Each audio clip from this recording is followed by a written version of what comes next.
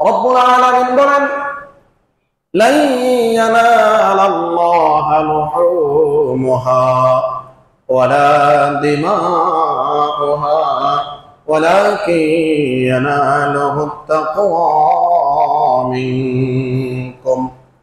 রব্বুল আলামিন বলেন, ওই গোলামেরা শোনো, তোমাদের কুরবানির পশুর রক্ত আমার কাছে পৌঁছে না। লা ইয়ানালাল্লাহা লুহুমুহা, তোমরা যে কুরবানির পশু জবাই করো, কুরবানি করো, এই কুরবানির পশুর গোশত আমার কাছে পৌঁছে না।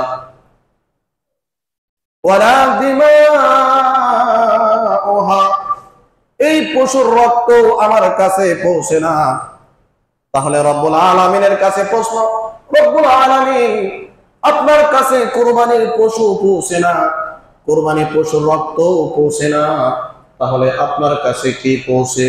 আপনার কাছে কি যায়? আপনি কি কবুল করে থাকেন? রব্বুল আলামিন নিজেই কত সুন্দর করে উত্তর দিয়ে বলেন, ওয়ালাকিন ইয়ানালুহুত তাকওয়া মিনকুম। রব্বুল আলামিন নিজেই সুন্দর করে জানিয়ে দিলেন, ও গোলামেরা শোনো, আমার কাছে কেবলমাত্র তোমাদের পক্ষ থেকে পৌঁছে, সেটা হলো তোমাদের মনের তামান্না, তোমাদের অন্তর, তোমাদের তাকওয়া, তোমাদের খোদা ভীতি। বলেন সুবহানাল্লাহ।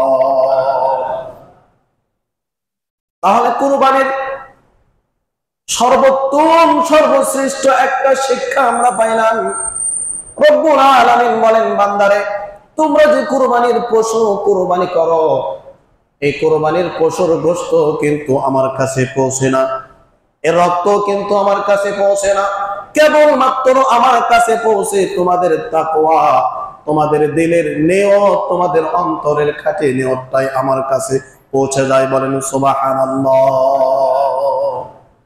রব্বুল আলামিন ভিন্ন জায়গায় বলেন, বিশ্ব নবীকে বললেন, হে নবী আপনি বলুন, কুল ইন্না সালাতি ওয়া নুসুকি ওয়া মাহইয়ায়া ওয়া মামাতি লিল্লাহি রাব্বিল আলামিন।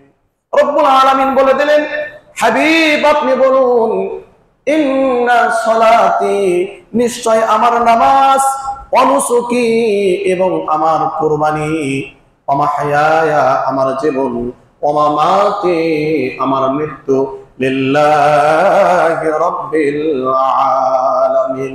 আপনারা চিৎকার দিয়ে বলবেন, এই সবগুলো কার জন্য নিবেদিত? এর জোরে বলেন, কার জন্য নিবেদিত?